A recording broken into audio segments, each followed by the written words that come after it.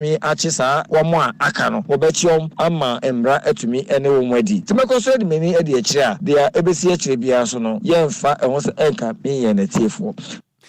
enti abusua eni ayeti yei eyensam troni a wodi ne dwuma ewo wasa ene ne mpota mo teacher course wabra wodi sam ne course no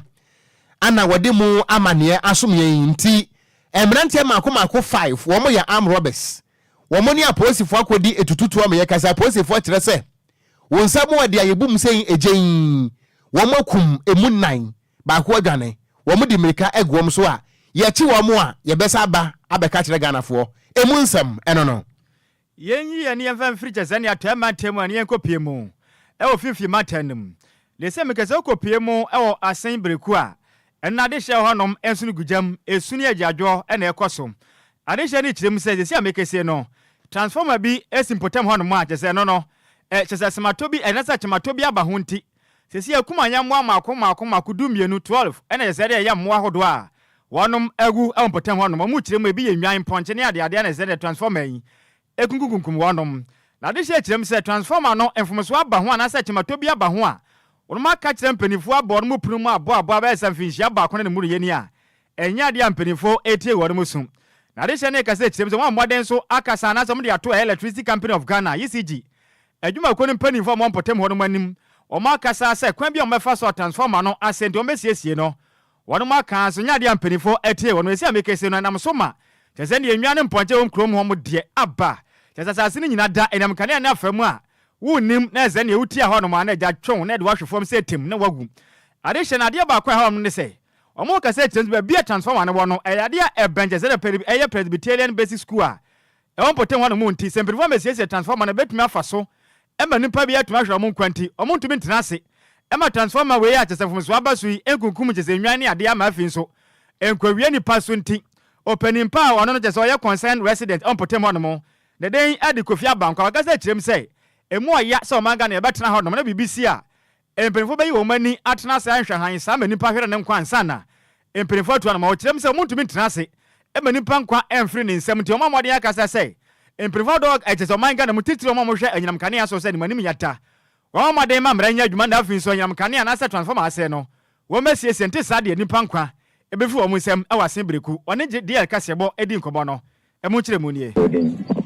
medin de o metu kwara se me na metu kokko wa transformer na se no anu mo ba so mo ye duma wa mo bre pa o mo du sofi no so na tie mu a etwumu ko se kire o mo mama man se so ne de ko mpokura na atam wo mo e ko hwere ho enti ya srapa se sa de we se efi o no me yi firo na ma ya ho kire wa o do se so e wo no kura na ekiku transformer na si kare school da na nchen no wo ma bi kwa to kuku ha nsuta electrify hanu nyina o pa ka wa bobo ya problem school for twema etumi shoko school for nyina feel na wa ha no so no shoko ne ma no ti se nsuta wo mu kwa mpom person pefiri efi no mutimi ati nwa ba ye 12 enko mu nyina enti ye de to ma ama ye mpese on ba ba hu bibia on motu firi ha ye mpa ewudie bia so ma metu firi ha on ba so mbagidi ska ene no me confuse de besi ko ye to ye nyama ye mo mbagidi be wo Presbyterian do mo ba bia confuse besi ye no mo kontopa demonstration ye be create demonstration nti ya trauma on motu transformer and free her cause it is a bubble danger. Yamu Siama did bail beam. Transformer is semi protos. Now, transformer no Nyama air corner and ordering. She said, if you teach your pong abresso, assembly more pong. Now, my chuma make a kaya almost say Mimi Naminko Chunk and Pro and my major and Punchy, the nine at your mobile 12. Nina, I you watching at your movie. Let's see, I need to call it an ordering. It's a banner and Shannon one mamma yedia. In fact, in the embassy of place behind the young papa. Schooling and Quarazo or Moton idea. Some Krako Gracias here, some Yaboya actually say Nipa and Casey and Kajina, Nagana near Econo and Nording, Timisre, transformer no may free her. You hear transformer, but who may you free her because school her now a dear woo, a kumua, now for the Mopasa, a Kuminipa and Sana, my baby, yes, I am saying my friends. You know, I come back when President Kacho said, transform may you free her. Any awoti ye ayadesha, one more asen breku. I don't know, I will feel matter on much them set happy. Yes, in a more ya pass and penny for batrase. Not just any transformer from Swabahon, some base in a mum, one better and no community pansa, gun and penny for to one among. And watching a Kofi Abankwa, a year just any concerned citizen, I want Potemon watch him say. A more ya pass this year, Winum, Ebaka Saka, San and Penny for one moon in tenor. ene mani mu yada Ghana mpani fo mpese o mbete se ne asemboni bi asi eba nipa bi ahwere ne nkwade transform ma de so bebesiesie de ma wonom ente sadia enche enipa ebetumi ahwere ne nkwa ewa asan breku ne potem mo hwedo mo ma yi transform an fan free hand fa ma ye na school etwe ho ahia no enkwala na mo bobo kura na etumi beto transform na ase o mo bobo na etumi ba na bebe transform na wo enti sensu ato na so mo ba ho no ma mo hwede asem na besi enti mo tra ho ma nipa wu ansa na ma ba etu transform na na uko gura ni kuro ma aboa kura ho hia aboa wo de ka aboa ho kura mpa ye chewu enti gura ni kuro ma nka bi wo ya ma anya ni ye na aboa na light na che no aka mo ka nkobesi mu court ti o mo hwe no mo ye bibi papa bi mfa ma yen na tse do mo ni ye di ne anu mo no se sa na be kwade a mo mu nyo ma dwen se pedi mpeso so ha obi e begigi light bill ha mo bi anya na dwen because ye hu light adwo papa bi mo ye ma ya ha a mo so do ma beji hu sika eni a woti ye eye Kofi Abankwa ono no ye concerned resident ewo asen breku nene na woti ye yento awia prem to breakfast yebo no eso ye boso akua mu abesa na wotwe kakra nie ana wo man Ghana adehia wo mo edipa na wo mo kirade eye adwuma ewo suapo ahodo mu ewo Ghana hanomo wo mo nkabo mu kubatan eye Senior Staff Association of Universities of Ghana wo mo ade ato dwakirem se wo mo dwumadie na wo mo edie se senior staff ewo universities ahodo no aban na aye na adwene se wo mo asetena mu bambo paade wo mfa nya dwuma enu nti besa na wotwe kakra nie ayade se wo mo ate atua na yehwe ni musa nka bia nka ombeba ni mu animu ya na enso national chairman Edema Senior Staff Association of Universities of Ghana George Anson wo de ato dwakirem se aban na nya na adwene se de wo mo epe no apedie no wo mo pe no wo de bema wo mo a ene aban no wontum na wo don twensan efiri se efiti besa yanka to apens wenie ene wo mo yese wo mo tie atua pe na aban no ene wo mo senkonya na education ministry no wo mo senkonya ebe wi akire enkonkosi aga enu nti akwate sasa aban no ede wo mo mpenefu anim eda ne eprofu enu nti na tuatie na wo matie no enton kopem sa aban ne beka sa dia mo pe no bosha mehye mo musika mo pe metua mo kade ama no enya de se wo mbeba dwuma na abadwuma kina ene mampani akufo do ankasa ne na aban education minister wo mo ankasa ntisi fom na adwuma no mo nkonkoye wo made na ne nyina no ene se Ghana fo adehia no etere se wo mo dwumadi a wo mo edie no aban no ahye wo mo bodadada na wo mo ayiye chese legitimate workers a emra na mo kwan se eniema hodo ba ko mienu miensa bia wo mo hia no anka aban no betime dia ma wo no mo se ne be ya wo mo dwumadi a wo mo die no betime to mpon na so kasa yi wo mo tie atua na ban frɛ no mo enkonya sie no no hwe emfiri mo ma enu nti no he da bia na se bio aban do mo ni be ya nkwadade a wo mo emabiem na ekwa hodo mo tie atua yi Teachers and Educational Workers Union ye twa ntia se tewu ana Ghana Association of University Administrators gawa wo mo so kan hobi ana Colleges of Education Teachers Association of Ghana CTAG ana wo mo kan ho bebre no a ne nyina no ene se wo mo aka de se so mo de ye adwuma ana afenso mo akatua ententi one just a vehicle maintenance allowance bi abanu ntua ayenti wo mo atiatua na no ana national chairman Edema Ekuoyi George Anson ene nsamtrofo de nkomatirem se de wo maka no saa no mbe ye no firi se aban wei waye na adwene se da bia no wode aprufu ebe wi wonom adwumafo no nti de wo mo pe no wo mo nsankan ya aban fesan omoma. We don't just embark on strike. We embark on strike to demand certain things, and until those demands are met, we are not working. So far, no negotiation has gone on. Nobody has reached us, so we are also there. They're on strike. This is not about negotiation. Negotiation on these demands have already been concluded. So there's no need for any further negotiation. On this particular allowance we are talking about, we have concluded negotiation. We have signed all that we need to sign. So it is left with the Ministry of Finance to release the funds for payment. That's all. Nothing has been heard from them. Dear one more kind, and said, dear come a year and a woman. Akwada de kom de no a toto fashion nsem akire din nemom se wo se wo nya de a wo mo so bekoso atie atuen kopem se de wo mo pe no wo mo nsa beka ene ati ye national chairman Edema Senior Staff Association of Universities of Ghana ne din George Anson ane kasai Yantu Okasiabo no so na yemo emfanwura mu. Awo so yo na hwe Ghana yabato eso meche electoral commission no. Wa bonte abeka se chirim se yankopɔ ya adoma enne ebenadai. Ehine me bosome da edikan. Emfim pimene duni na yimo momode atena se ne Interparty Advisory Committee no ebekɔ so mechere eye IPAC meeting. Chirenchire bekɔ so Ghana zenkrambo prematem na timi aboa. Na nsentuna betodwa chirim se voter register ne de ye. Ese chemato bebre na wo ho asempenifu antena se ansiesia. Yekwa kwato abe wa hwa na mentimi ho ase bi atimi asore. Na electoral committee no aka se chirim se mo hwa ni mu se ne yankankan prematem ada. Wonom betena so madi agbobo di afa ho ane amanyoku ahodo a omukwakosi akan e wo se na 2024 abato we mu no mo yakɔ pia se na ja. Obotua bobo na aboa maza ijese ye atimi atoye pan. Na wonom akasa chirim se sesia no wo hwa ni se amanyoku na. Nanse wonom akasa chirim se wo hwa Ghana abato ajeze de homa na timato bebre na wo mu chirim se sinto na wo mu no edoso pass o mansiesia ye kwoto aba na wahwe na chisamenti mu hase bi atumi asore nti wono ma akasa kire se yisi no maden se o matumi atena se mo pa bedwoko bi ajeze ono no onhye ajeze aban se biara nimu no matumi abo maden atena se ayehwe mapa e de afa ajeze ne dwintwere ahuma no mafiri se dwintwere ahuma no betumi aboa ma se bibia to din aba ye kwoto enso bibia aboa ma se ne ye atumi ato din pan Nansumla ni samanyoko no ade se ba bonten pa na electoral commission dia no ye ba ye say sanse nsema ni samanyoko ne kana monje ntum ne enyi entumuta efise wo hwa ize yisi ni dwuma dia wodie na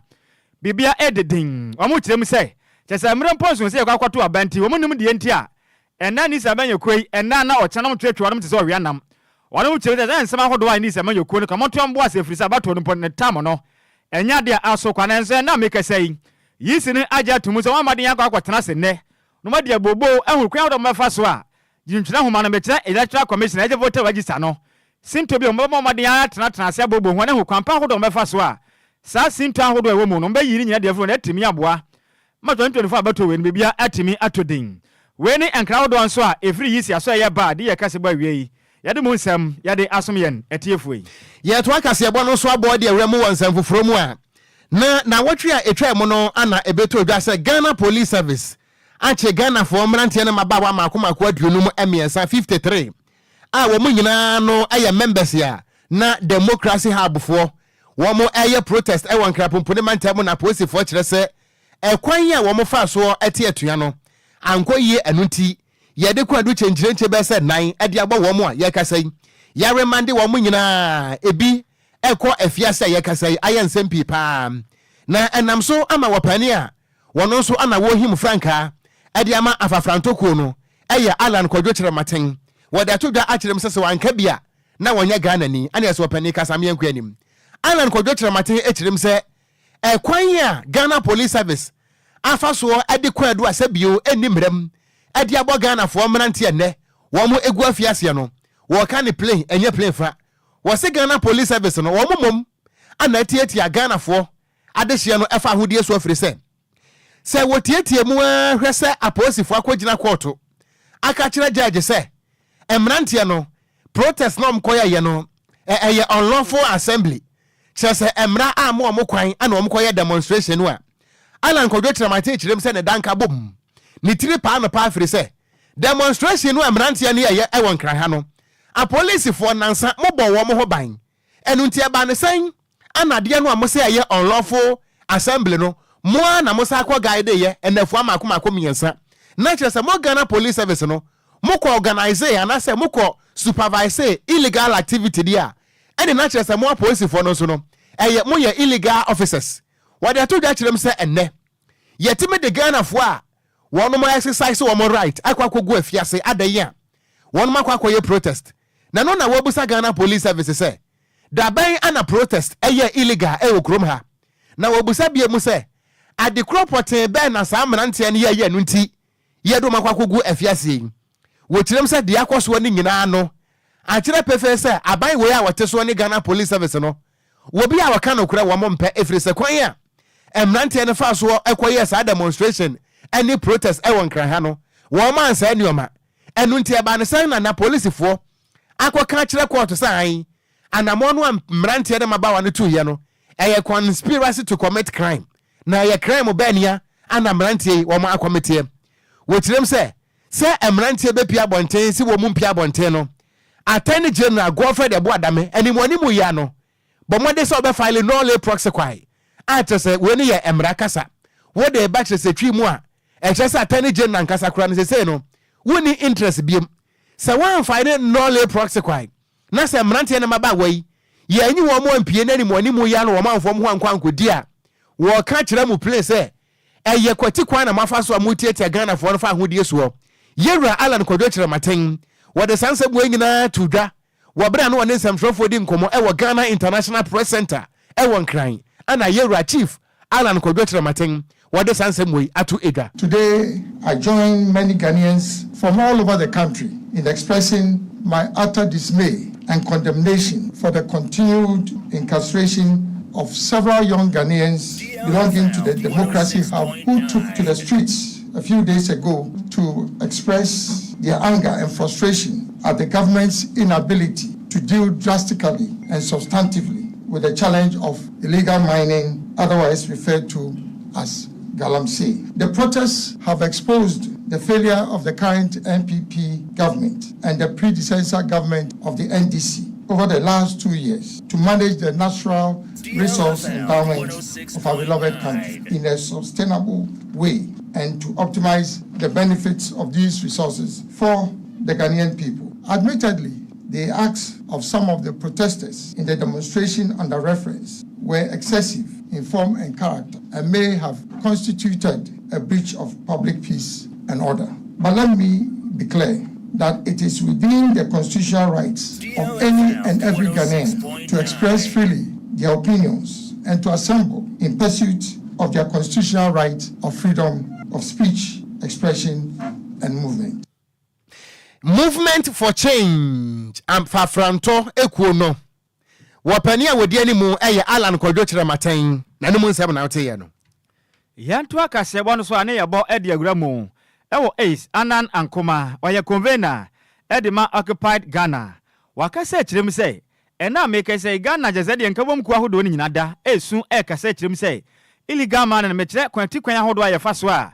etufu magudie no ese yensuo yensase ne yakwaye a etwa ye ho ahye nyina nti wo kyerem say saa na motuo na yekoso no penifamfo mo na mfansi fom a ebe ha adwenye pan emna openi ane zantwafo wakase na wo kyerem say ha adwen afiri so ma yetimo no ye wamra ahodo a eboje se kwan ahodo ayefa so a yetu efum agudie ne ho enti adenti na penifo ntenase na mra ahodo a o mankasa hye ede afa ekwan ahodo a yefa so etufum agudie no wonom enhye mra no mu kena mra no enya adwuma na penifo atena kroyi mu aye nhwe han saa ma yensase ahodo ye na kwaye na afisunsu ahodo atwa ahye o manga na mu nyina da no enipa bi no madufuru penti omode mra hye wode mu nsem atu efum agudie kwati kwan so asa yensu yi nyina opani kase na o kyerem se eya se ebetuna mayi mu na ni mabi sei akwaso ndi wakase kyerem se oyentumi ntena mayi mu emese mra a ewo mayi mu ebo mayi ho ban no ye betena se ne yebu ye ni de agusuba kyese emra ye nya adwuma na nipa bi adufuru penti ombese o manga na japade atwa ye ho ahye ndi wakase kyerem se emperifo mra na o mahye no emu anya den na mra no anya adwuma nte sa de a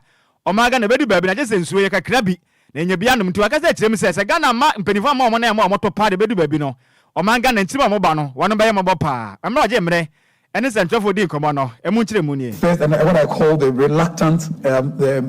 recognition of small-scale mining. And so, in 1966, we passed a law which was unsatisfactory in many regards, but it was the first recognition of artisanal mining, then called small-scale mining. So it was roping in traditional mining methods, etc., etc. But you're right. In 2006, 20 years later, we passed what I believe is the most forward-looking minerals and mining act probably in the world, which recognized artisanal mining, put in place structures. The structures are amazing, and it shows how Ghana is great at dreaming up dreams, but then completely messing up when it comes to the implementation of the dreams. The 2009 Act, it recognized that you have to use, for example, mercury. Says the circumstances under which you will be allowed to use mercury at artisanal or small-scale mining was limited to Ghanaians. So if you're not Ghanaian and you want to get into mining, you are going to go through the big scale where you have to do reconnaissance license, get prospecting license before you get a mining lease. If I'm a Ghanaian, I just have to show that there's gold in the land, and if I can comply with environmental standards, I'm given a license to do what is called small-scale mining. I don't have to go through reconnaissance prospecting before I mine. And so we put in place an easier system for the Ghanaian to also participate in the gold. Enuachi ana ankoma esa kyerem say ade ba ko ama ne ho dwiri ni power maga na woni say bebre na kwekura nkrata bia o mo kyerem say we de eyetumi krata kyerɛ sɛ o mbetumi atu efum agude na wo kyerem say tapi Omana ya timo no ansa na obenya akwanya pa se obetu fuma agudie no. Anye se wafa process ahodo ni nyina mu mpanifo age watumi se yes wo se fata. Na fuma agudie mpa obetu se okura tumi krata obabi pote ese ye kire wo se hanom. Ana betumi etu fuma agudie ni senti. Enipa dodo na akurakura se kan ne ade kwakura so mu nyina kire se mu su tu fuma agudie ochem se tapi. Wana mo nsam fata enya de mo otumi krata ente ye nwanwa se nne. Enipa dodo na etu fuma agudie o man Ghana mu a omu nkura eche se enkrata ahodo ese fata nanso empanifo yi wo mani. You can't mine with a reconnaissance license or prospecting license. It's a crime. In Ghana, you can only start mining if you have the mining lease or a small-scale mining license. So the fact that you've been given a prospecting license does not mean you can mine. No, in fact, as for a reconnaissance license, you are not even allowed to go onto the land. You're supposed to do reconnaissance work. They fly planes and everything. When you are proving that there's something to be shown for it, then you move to the next stage of license, prospecting. That you only go and dig to test what they call it geophysics, geochemistry. They do the virtual imaging and you test to see whether there's some commercial find. When you have justified your prospecting license, then the Minerals Commission will give you the mining lease. This is when you can now go and start hacking the ground for gold. So if a company, by whatever name, only has a prospecting license, it is a crime for that company to be mining gold. Nekwakura mo no ena is anan ankoma esa chirem say edi omana ya timo no edu baabi a wo hia adokure ye pa ne santi ade ba ko ha adwene se oman yo hia adokure yen ena sika akọ nso hyafom ti sempenifa mamoden ema hia no so antede ya se ya na ebehu ne mom no sempenifa jo to ne ama hia yin oman ntuma mamoden ampa anopemasi bra de a emebu no bekọ so afa kotikwan atufuma gure na mom no dachi biada ehunsu sansobone nso eyade oman Ghana. Poverty and gold cannot exist in the same environment peacefully. The environment will suffer. The environment will lose. But because Mother Nature won't lose, ultimately Mother Nature will bite us, right? And so what has happened is that people have, originally it was probably poverty, but now big money has come into it. And if you look at the machines they're using, this is not money that the local boys. And yeah, what he is Anan Ankoma or your convener. Edema occupied Ghana. Nene ana oti Yentu akasiaba no so na yenko ensamfufro mu a.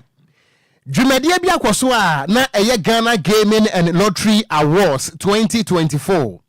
Na dwumadie no ana ekoso no. Woswafo abedi akira wo hwe atantre ne so a wono anesaye aban lawyer pani abedi akire. Mikire Deputy Attorney General and Minister for Justice. Ne din ede dan na asona badapa. Wakopie mu ewo ho. Na wode atodu akirem se abano eye nhyehyeye se ne beya Office of the Attorney General no wamo ebetimi aboa eye National Lottery Authority ana afenso no Ghana Gaming Commission for ama wamo etwa lotto ana se betting operators ya emra omo kwan nyina no yetimi eto ase na se Ghana for beka ye a enchaye ana Director General edema National Lotteries Authority eye Samia Okopie eye Public Account Committee for enim ewo Parliament na wabra wo yi nsem bia no ana Samia Oku aditu dwa no wetire mu se esanse illegal lottery operators any illegal gaming operators ewo system no monte no ama aban no egbo ka kire safi bia no 1 billion Ghana cedis eye 130 million dollars ana Ghana ban etimi elusu ni nyina no ene se yewo betting operators any lottery operators ni bi wo hono a emra no ema wo mo kwan na wobra wode sasem etu dwa no eno ana kire nam so a Attorney General aba bonte abekirem se wo mo ehwe amasa enkrofo ni nyina no emra no etime to wo so sa dwumadie na wo mo edie eye Ghana Gaming and Lotteries Awards 2024 no eye Syndicated Entertainment Solutions Limited one man organize ye wo mo any National Lotteries Authority any Ghana Gaming Commission of Ghana and Kambo mu na no ana Deputy Attorney General Dina asonaba dapa echirem se wo mo di niam ahodo be gua kwam se na be ya sa niam awo nyina no eto betimetwa ama ekatwitwire dia wo my Ghana ban so bo no eto nso etimetwa. The Office of the Attorney General has been a strong ally and support to both the Gaming Commission and the National Lottery Authority. I mean, within the broad framework of our mandate, which is to prosecute crime, we have at all times supported the agenda of both the Gaming Commission and the National Lottery Authority to ensure responsible and ethical gaming and lottery respectively. To that end, just like all other crimes, any criminal offense under the two statutes regulating regulating gaming and lottery falls within our mandate to prosecute those persons. It is imperative that we put in structures, including registration or licenses, including that all entities that are acquired the license to operate either gaming or lottery undertaking are regulated. Any ayeti ye oswafo abedi akira wono anahwa tentrene eso mekire Deputy Minister for Justice and afi Deputy Attorney General ne din ade Dina Asonaba Dapa anekasai yanto akasebo no so a ne yemo emfanwure mu ewo president ede Ghana Journalists Association ne den ade Abet Kwabena Dwomfo wakasa de nsema tudwa akirem sei omanga na enche bia wakosina yakwakoto aba na yakwakopo mampenen ana afenso emese bedwafo nti wakasa akirem sei yankopɔ ya adom afia abato we ne de ensantwa wobɔ mwaden de omani ade abato na giba papa tumi aboa ma abato ne hunumu na afenso mu ada ho fan ma obiara tumi atene ho ase efa afi we abato nem ɔde nso nya adoto dwa emra na ensantwafo ekubatan ebo ensantwafo abaso ewa emprema akomako a na toso aduonu enwatwum kan boprema temo ene ekuo no chesam president eya Abet Kwabena Dwomfo ka se no kirem se ehu benya pass o man Ghana mu chese ne nsantwafo ku ahodo a eno aya band ene afiri so kwankwa de nyina da no ono be kom tuma de abom no atumi yaboa na nsema ahodo akwaso o man Ghana mu yabom ho moden aka mu no kra na atumi yabo na o man Ghana amanyekuo ni nyina da atumi aka no kra da kire o man Ghana o kirem se nsantwafo dwumade o mu die ne hu hia pass aban betumi ata wo no machi na dwumadi ahodo a nsantwafo die no ematumi ada ho fan na tumi abo na o man Ghana yatumi akoya ne mu wakase na osa kire mu se ha adwenye pass ekoto be hu na nsantwafo benom ena mode furu pe ena avinso akoma di binim nti na nsema ahodo a ensem fata na no ka kontompo nsem o kirem se no ntumi mmoa mabato ebetoi entumi nya asomdwe nti wakase kirem se nsantwafo nyade momoden se abato eri ani bedi akire ye pa na nsema ahodo a sefata no yanka de animu no ma yanka wakase kirem se abane so ntansa nsantwafo achi na momoden na nsantwafo nya hoden mepa na wode mutumi ka ne kone ba ne sade o man Ghana nsantwafo go betumi aboa o man Ghana bato ekotuo no etimi ayasomdwe mu emna Abet Kwabena Dwomfo agemre ene nsantwafo din komo dwumadie na se no emo enchiremu nie. The media will do its best to ensure and promote free, fair and transparent elections to deepen our democracy. The media need to give voice to diverse perspectives, collaborate with other media outlets to promote peaceful elections, and above all, hold ourselves accountable to the highest standards of journalism. The GJ believes that together we can make a difference and ensure that our elections are free from violence, intimidation, and manipulation. We have organized capacity building seminars for selected journalists and media houses across the country to equip them to cover the upcoming elections in the coming weeks. We will be touring some flashpoints within the country to engage journalists on safety and excellent reportage. Enuachi ana Abet Kwabena Dwomfo ekasa na wasa chirem so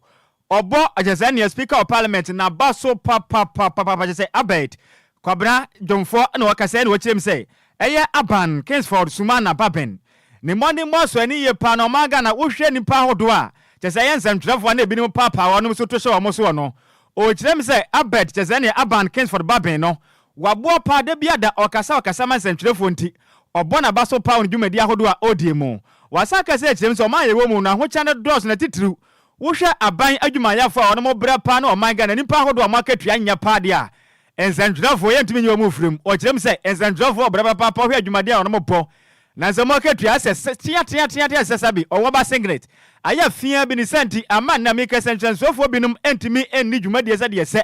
wono mo nka no kura nyamanyokwa wodom hyehye mo ntumi ma jese ne chese nkontompa hodo ne ensantwafo de binum ka se be ye menya dwete sika de abo mo ataso nti o kirem say koba ne sanso entimi mo ensantwafo dwumade o mudie no enokura ma muntu akasa kirem say aban titu man ho maden so betimi ayan hyehye bi betimi abona ensantwafo dwumade o mudie no so o musikasam atimi akora nim pa wasaka say kirem say aban man ho maden say Ghana News Agency ena fin so GB say dwuma ko no fa sika ma panfan hyem na mo e no dwumade o mudie no sikasam kwa nim na moa na ensantwafo dwumade so entimi enko ekwanim Abet Kwabena Dwomfo enusumu enchiremu nie. His Excellency, let me also commend the Honorable Speaker of Parliament, Right Honorable Alban Bagbe, for his bold public support for the protection of the media and the promotion of the welfare of journalists. Given the current economic action, it is a well-known fact that journalists and media practitioners are among the lowest paid professionals in the country. I want to take this opportunity to plead with the government and the Information Minister to champion the financial well-being of journalists and resource the state-owned media, which includes the GNA and GBC, to deliver on their mandate. This will also encourage private media owners to do same. This is crucial because the former U.S. President Barack Obama stated during his visit to Ghana that strong institutions, not strong individuals, are responsible for developing nations and ensuring accountability. Any awoti a president at the Ghana Journalists Association no the day at the Albert Kwabena Jomfo nene and awoti Koyo Okon Ohoye oh Yami Adom Ehye pa I see Albert na akasa no se edin no offer no wa mommy amane Ampo wafa udin wan kanjiro no wofa nimpon wa mommy amane ganya hwe kura nka wofa onfra kukuam no kanjiro se offer me fa udin ni bi me de ato me ho so na wan kan se nyo menya we meti ya no se wafa ye pon a me frɛ na ka but Kojo one thing is say menya I am not a member of GJ yeah I am not a member of GJ but ye betimi aka say since Openi Albert Kwabena Jomfo be so as GJ president no ye hunu some activeness kakra ewo eniyoma bi mu because we are loud in the media yeah though we saw the regime of Dr. Affair money but the beka say Albert Kwabena Jomfo obeso mu nche de but ye beka say nadwuma no were visible kakra as compared to the immediate past way no ogusu bo adwuma ogusu bo adwuma na onkwaso a enye na afam de bet wo ho aso me kan bet wo ho bet ne se me wi anu abem bet ne se utie ne call no a all call ne nyina no a a call on behalf of the state owned media houses yeah I say sure Enti no bo FN saying Ghana News Agency and GBC aban ni tua wo moka exactly ba ye no a ye private work no ati say eno aban be ye hu dan na wo ka say aban ye ne sa de a be encourage media owners no so mo ye private no na mo so ahye mo sefo mu nso no mo aboa da bi o Kwadwo eno no wan ka say aban fa nhyehyɛ ngu akwam no mo private One say one moment I say is it edidi jaw he dimu na na me ho na say say ai wa hai say ai wa hai omo ya adwuma o GBC ni ade yi wo mo gi suit allowance yeah wo mo gi vehicle maintenance allowance what ma say wo mo age about 3 or 4 allowances and say kro mo ye ho demonstration yeah nansi all African games e course we aban entwa sika anto anfa ma wonom sanity I beto dakra say sikai director general say aso we say enso ana meboa sanity all African games no a state owned media houses no kwa na cover e omokura de ketua bi no mo ye DL ha no mo ya anya ho adwuma bi omana media other private media house o anya ho adwuma bi yem fa ni say media house o man Ghana mo sisi 106.9 abande e wo mo na ngasa ese abande na e wo mo ya ketua bi dwumadi na aka ni nyina ya private ankwankre na media stations na ye wo de anankasa na ye boa titiru pa wo o man Ghana nsemtwere agima no nti ye best se na o ye a o ye ne pepepe na mboa nsemtwerefo nyina na enkoye se kuma bi na de bi o menyam info because o ma aka ne de se de bi ada de bi aneda you see asam no kan ni ya digest to a point ye wura Kwabena Jomfo kan menase se se wutu ansem troni ka eyia won koka won fa ko mo nkoje bribe bi nkoka sam wa edi woja mo mbeba so yem fa ne say Ghana News Agency staff yetu ane ka yie nti no won je bribe onye bias when comes to presentation obi aya GBC staff yetu ane ka yie nti no won fa ekomo nkoji sikafia bi nkoka ne wo pema sam ma okay se wo mo anka na private ones no ye de kom nkoka Ghana ya chemienu oh dabe eje be bomu kura asene ebe ha dwen enti na ebe pepe eye wo kan ni pia na we ayi boni o me anto aka se ebo no so ne yanku anim Achiamehini a owo Ghana ye mra shebedwafie eye Right Honorable Aban Kingsford so mana Bagben. What the krata 10 na pie Montreso. Na ogina eye order 58 of the standing orders of the Republic of Ghana Parliament so. Ana wo ogina so afre emra shebedwafo nyina se mo wo meeting bi a moye. Na meeting no deɛ ɛtɔ so maako enwotwe mpo a edu mpo a mo amunim dada we me ham hokura Kwadwo mi amra hye bedwani dabi o wa fra mo na bo pen dabi da wa to aba ma me ama me V8 me ma wo hwe okay enti yera Aban Kingsford so mana Bagben esi amfanto mra hye bedwafo nyina nim se ba bia bo bia no nyame ya adumu abosumi ne da toso edunum 15th October 2024 mo wo meeting bi a ebra no moye na wagina eye order 58 eye parliament a standing order no so to nsa de afre emrahye bedwafo nyina se meeting no nyame ya adumu a 15th October 2024 anopa no ndu mo behiem ewo the dome no offers bi what the dome eno no eye Accra International Conference Center nti mohwe se obia beba na sa meeting no etimi akọ enka nti Right Honorable Aban Kingsford so mana Bagben nensa ana ehyase a ye bomu amane de ama emrahye bedwafo nti wo a woni mu MP number no bomoden se obefre no so hu fre no ka kire se speaker say bosumi da to so edunum emrahye bedwafo ni nyina ehia ewo the dome Accra International Conference Center enti wo bia hwe na womra na anopai Kwadwo me frɛ me MP ono abo akwasi da akobo atembo so me frɛ hu MP okay ana mka je so ona bo ba bia wo bia no tumirika bra wo firi se Speaker of Parliament say 15th mo be hia wo the drum nti bra nti make say me MP ndi na so nya den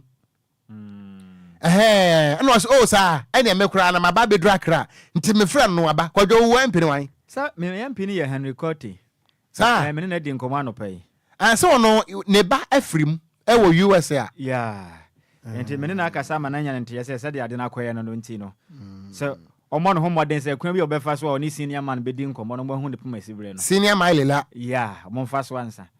so obetumi akwa o ma senior hu ntumi so anyesa me mpese ebia wa nkɔ na senior akɔtwe na so na me mpɛ ne sa enti me na aka on se Bible mu Yesu se mo ma awufo no nsie wo mu funu anamboa nyesa na Bible kan o se awufo nsie wo mankasa funu Kwadwo praising hallelujah enti to nkra ne yeto na ha ka kire ona bo Henry Cote se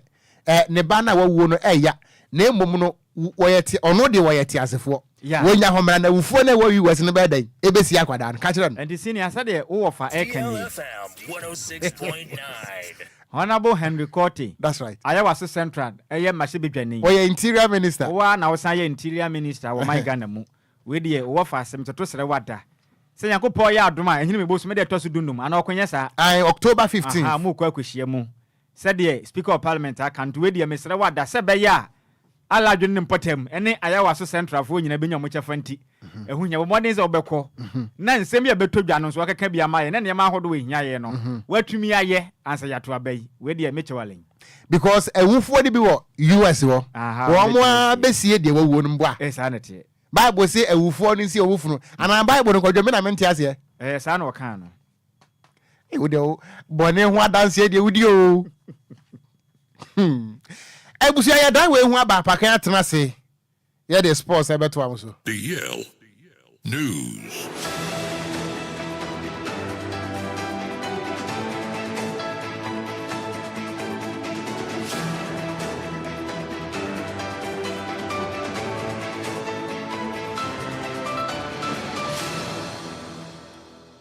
Ebusia indewe mayansama ha ensama kwa bamfamba DL ohani nsia echiri ponkron kasa fidie somredo se agudie mu mrante nso na wie yesinkunya na agudie mu nsɛm ahoro a yaboaboa no na otwi agudie mu nsɛm ahoro a etwaguye no endro a yentumi amanti yaboaboa ne nyina no a yɛde ɛba bɛsomo ennawie Ghana nsɛm ɛwa ebibrem de ɛwa ɛna amanone nkrofo nkroso ne de ɛka wa yɛde ɛba me amede agudie mu nsɛm na de ba de amegye so no ɛyɛ ayensu ano de hye apakan GH the Blessed King yanhye nsɛm na se ɛmfam fi Ghana de a Ghana mrante si akan ɛwɔ amanone no endro akopiem ɛwɔ English Premier League no ɛwɔ England a one game ɛtodwa bobo kwa yɛ friend Bournemouth ɔmoche Southampton ɛbɔ mekane miensa Emma Southampton etimu baako enije sem ene se Black Stars of Ghana striker your friend Antoine Semenyo ne fine form no continue etumi to atena edema boboko a your friend Bournemouth ono eno share third goal no edema boboko a your friend Bournemouth on the 29th minute in the first half eno tumi nya asago no edema Bournemouth na sena America ne form no de it is a fine one e was you pa this season 6 game awabo e English Premier League no Ede ama Bournemouth no washe 3 goals I 1 assist were involving in 4 goals in 6 games this season in the English Premier League for Bobo Kwa friend Bournemouth ye de won come twetwe ede ama yempiemu France the French Ligue 1 Bobo Kwa ye friend Stade Rennais Football Club o makache na ye de ani ache na Black Stars of Ghana defender ye friend Alidu Sedu eho na Osinakan na Stade Rennais pay for etnas no almost the month of September no ope player ne money eso ani edema boboko a ye friend Stade Rennais pa Ali Dusedo intinde Ali Dusedo aje Stade Rennais player of the month of September ye de ehonsem ede atoanim na otwi na Ghana Women's Premier League Super Cup 2024 etwagui ewo Ghanaman Soccer Center of Excellence ewo Pram na third and fourth no eba na wie no say na ekokoye Hazakes ladies echi Faith ladies and nani omekamienu a Faith ladies entumi enti third place no eko edema boboko a ye friend Hazakes ladies a ehonsem no aboa bi achi aboa bi are na ka Hazakes ladies pa third no mbedi dabi enkomo de kruwa no eno omkwa akokogye na so dey third place eno metumi de ehonsem no na final no match chenche no eba so match na no obi ahwe nim se ebekosen na surprisingly no Dreams ladies echi boboko a ye friend no ampemda kwa ladies ebo mekam no ema ampemda kwa ladies etimu ba kwentime no kasai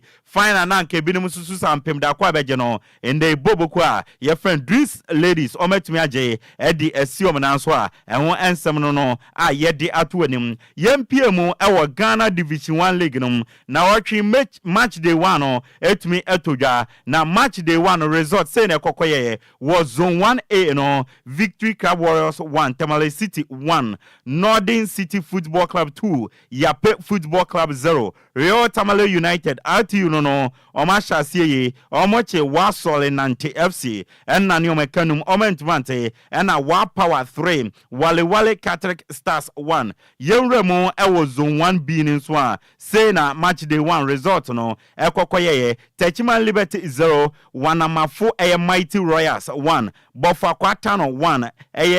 KAC Soccer Academy 1 Doma Unity SC2 Techiman 11 Wonders 0 and Techiman Heroes 0 DBB United 0 Yenremo ewo zone 2 ni so a match day 1 result no say na kokoye second D 11 Wise 3 Swedro All Blacks 3 UCC Youngsters 0 Asakam FC 0 New Edubiasi 2 Bekwai Heroes 0 Future Stars 0 second D Rose Park Football Club 1 Elimina Sharks 1 Seshi All Stars 0 Inzima Kotoko 1 King Pfizer 2 Park Academy 4 Mysterious Ebusian Dross 2 and Soccer Intellectuals 3 Sky FC 0 Yenrem ewo zone 3 area zone 3 no say na kokoye Akachi All Stars 0 Huawei United 2 Interlice 0 Kofodia Sempefi 1 Okoye United 0 Home Stars 0 True Democracy Football Club 2 Rain Masters FC 4 Port City Football Club 1 Athram Divisa 1 Kotoku Royals 0, FC Nania 1, Great Olympics 1, Kings Palace FC 0, and Nagod FC 2, Golden Kicks FC 1, and so on. Yet they won some of them out. Ghana Division 1 League, the match they won. Now, King Resort PMO, and on the PMO, our Ghana Premier League no Pemunan Kasa, match day 4 na Naochi Ebaso, na Memene Dan Neshase, Accra Lions etna fie, Echi Insuateman Ebo Mekamiensa, Emma Insuateman Etimubako, Kwesiadan Games na Kanina, Ebaso, Nation South 0, Heart Ofuk 0, Brekum Chelsea 1, Asante Kotoko 1, Bechem United 1, Dreamsets 0, Basekoli Stars 1, Mediama Sporting Club 2, Young Apostles 3, Adriana Football Club 2, Heart of Lions 0, Bebiani Ghost Stars 0, Legon Cities 0, Kara United 2, FC Samates 1996 2, Vision FC 1. Table no say NIT Media about 3 games almost 9 points. Bebiani Ghost Stars about 3 almost 7. Heart of Lions about 4 almost 6. Nations FC about 4 almost 6. Vision etoso enum almost about 4 almost 5 points. Asante Kotoko etoso ensia almost about 3 games almost 5 points. Oje Hasofoka ube huomo ewa 13th position almost about 4 games almost 4 points. And so team said that relegation zone say net 16th Dream Sessi 4 games almost 3 points. Adriana Football Club etos 17th 4 games almost 2 points. And Legon Cities etwa almost 4 games almost 1 point. I want some I don't know. Toss Christ no Emmanuel Mafo Bobo Kwefen Adriana Football Club 3 goals and Ekitano Kama Dini Mamudu Bobo Kwa FN Mediama 2 goals and Emmanuel Cheba for Vision FCA no so 2 goals I want some no na match day 4 no man of the match and say na koye Accra Lions and in Swatemano Eko Edema Blessing Esuman Dankwa Osina kan Edema Accra Lions Bechem United any Dream Sessi no Isaac Nyako of Bechem and enya man of the match no Nations FC any house of folk Kwadwo Amankwa Osina kan Edema Nations FC ono no GA Basekoli Stars any media mano Isa Yakubu for Basekoli Stars energy and a Brekum Chelsea ni Asante Kotoko Zakaria Fuseni of Brekum Chelsea energy Bobo Kwefen Young Apostles any Adriana no Rahman Abdul Rauf of Bobo Kwa Yefen Young Apostles and EGA and Bobo Kwefen Heart of Lions any Ghost Stars no Eko Edema Bismarck enim of Heart of Lions and Legon Cities and Kara United no man of the match and Eko Edema Alidu Muhammad of Bobo Kwefen Legon Cities and Alfonso Samates and Vision FC no James Sowono of Bobo Kwa Yefen Samates and man of the match now. Yede won some at the Asumo match day 4 start no say na kokoye 9 games yenya home wins no and 9-4 away wins no mienu 2 draws na PM no 3 miensa total goals no 20 goals home goals na by no 11 and away goals no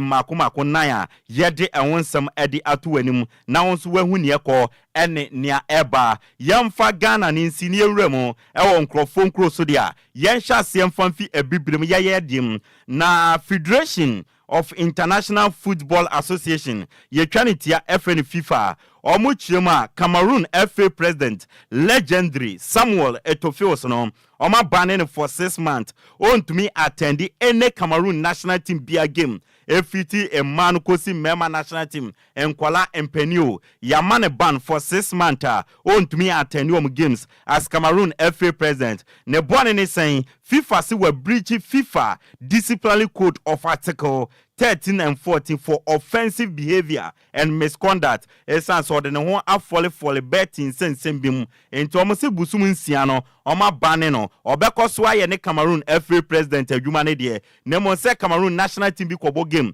obedi echi akohwe de ontumi hwe na we no politics. Samuel Eto'o epe CAF presidency na CAF president current one your friend Dr. Patrice Motsepe na danfo pa ni FIFA president Gianni Infantino na Cameroon legend ana Samuel Eto'o legend in African football and osanso fi francophone country enti countries na ka French ni nyina no ayo omadwen so ombe tie Samuel Eto'o echi na omato Obama no wabeye CAF president eno na nde no eye Patrice Motsepe ene na Danfo Gianni Infantino atenasia omayo omadwen so ombe mafia Samuel Eto'o na ne amete ene se Samuel Eto'o ese odi asem no ebe court of arbitration for sports CAS na wakwa ko protest here enwon sem eba no African football ene mafialism de enya sem keto anti Samuel Eto'o ene CAF insensem na yebubruja eboboba ne ebepie mu bia no yede enwon sem ebesomo endra leagues na koso ewe Europe no matches ekoso na matches ekoso no result pipi mu no say net wo England no Bournemouth Eshemiensa Southampton etimu bako wo Spanish La Liga no Villarreal Eshemiensa Las Palmas etimu bako ena Italy Italiansia Parma etnafie ema bobo ko efren Cagliari ebe chombo mekamiensa ema mutumi etimu mienu wo a enwon sem no UEFA Champions League 2024-2025 season match day 2 no and the games ebeba so about 6:45 Salzburg ebetra Austria na omni bobo ko omudi ye depa Brest omufi France edebebani Stuttgart ebetra Germany nomane Sparta Airpla ediabani Inter Milan enso ebetno maya ye friend Italy 7 p.m. no omne Krevna Air Vesda ebebo Dortmund Germany 7 p.m. omne Celtic omufi Scotland ebebo Barcelona ebetna Spain na omne Young Boys omufi Switzerland 7 p.m. omabo Bayer 04 Leverkusen ebetna Germany 7 p.m. omne AC Milan omufi Italy ebebo and a big game nande obi abepe bi ahwe no Arsenal the Gunners ombetna England no omne Paris Saint-Germain omufi France ediabani and a PSV Eindhoven ombetna Holland na omatonsa their first Sporting CPR omufi Portugal no mabo and a bobo kwa your friend Bratislava and so ebetna fie na omne bobo kwa your friend Man City about games ya mabubo so nyina no ebeba so 7 p.m. and won ensem no Antoine Griezmann French international no say onipa bia no oye adwuma opon enti after 10 years at the age of 33 years no ono Antoine Griezmann ontumi ntoa so ensi akan emfama the French national team bi ma and won sem no na obo 137 games or share 44 goals 38 assists or je World Cup bako UEFA Nations League no so or je bako Edmond Maya your friend in France into after 10 years no Antoine Griezmann retire from the French national team and won some no another legender ono so this sumne bawie no Barcelona legend your friend Andre Iniesta na me no ka say di osina kan edema Emirates club United Arab Emirates ono so say enne na otwe on the 8th of October 2024 no at the age of 40 years no officially no or retire from professional footballer Andre Iniesta entumi ntoa so ensia kan biem ne overall start no about 1016 games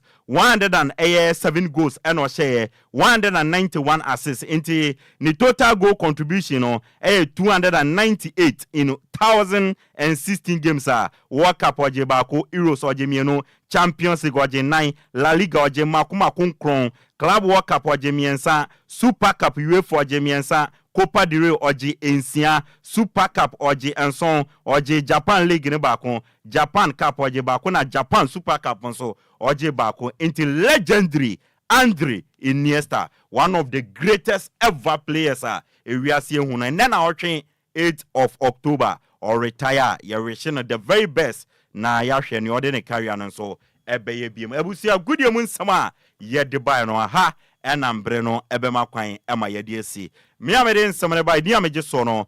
ayensu ano de hye Upper Kanjih the Blessed King DLFM 106.9 Yama yetiefo akwa bawa ha na kasebo no ye nyina so na ye munukom kakra na yemfa emra na wieye na Kwadwo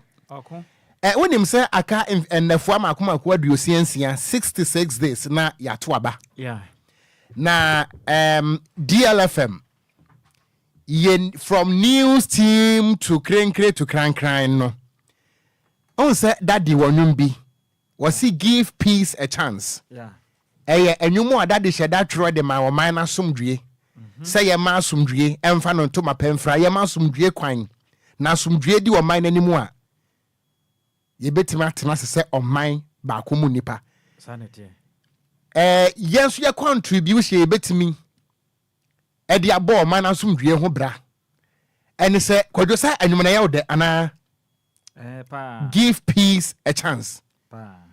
Ye news bia no ye bebo sa anwa no be yes your contribution to asumdwa ye bo hu de wona nya sanete nti ye be hyase ye enne enti ye so ne akọ ene bra badwuma ho beba en me kan bra anyi woni waba bra na okwan san be so no yemfa na ase kese ma ye na tiefo ene yem papa daddy Lumba na dofo a ana no kwesi adai won beta ye chi wo mla na woda kese ne course so wo Bayview village no ye beda wo ase pa sa de ndra da yem panifo no di kan be kan ye no se dwumadie na se ye no oha ba komunu bi ba ya ye besre wada fache efise ye nipa ho adwuma enti ye beda mo ase pa no odo kese amunya no mo akire ye se papa modo no ana afinso DLFM so mo nsi ye fom twede ya mponyankopon onko so na onhyira mo no nya mo kese pa ye papa nso de ye kan se twede ya mponyankopon na wade afi ba ko aka wafi wen onko so ama enfie no enje mpirimpirim ma wo omo nyini nche onfa be se wonya 60 ye nya matu salad ye ni bi kan anko nsa mfa 60 ni saa mienu nsa meka ho fi se modern bo a wo bo ne nsema hodo a wo fa enwom so de ba o man Ghana mountain so no cause onya ye mu bi pa onya 180 enye bad nti na ha ne bedwa no 180 eduru ho de Yankopon na be kire obefo so adwa so ka se ono a be yi odwama ese de ba for de nyame na ne mkua be fa so bible no kura ase mamo nwendwene wo kyena ho wo kyena na badwendwene mo badwendwene ho enti minim se ye soro na adwa secret betena se a eni ensam pi na agba apese hye mo ho mbede na di e ma dwumede na ekọ so ni nyina nso omo de do na aba betu dwanti na adwa akra mpa ma message wa ha o ma message wa ha wo se o share bo emo ntidi so emo de Kwadwo emo de na adwa ha me yanka na kire hwe ye nti dabi se message wo se ni yama ye dwam wo se men kan ye dwam ha na adwa de ono ye frotia if ya ona ye tia wo disen na wo fa sekretwa me refie na wa ka mi emo de fa ya metu hana mo se bi ompanisi abofra kra de nsem ya san mate enti mate me ye ho adwuma because I think that this is the third time and adwa send message utimi samu ni hia no bomodin mate me ye ho adwuma enti Kofi la badwuma o hemanim obadwuma Kofi la badwuma nyahwe obadwuma Miss Medidi Okogyeabour Ocran Nhyiraba Nhyiraba Kwadwo Sammy B. Yes, also ama nanadwo ase okay ene ne mpamfo no aba ene ya dwada DLFM is happiness nemom ena me de ya me ene e brada on ene e brada for ya danie enti yes also akọ nemom let's give peace a chance.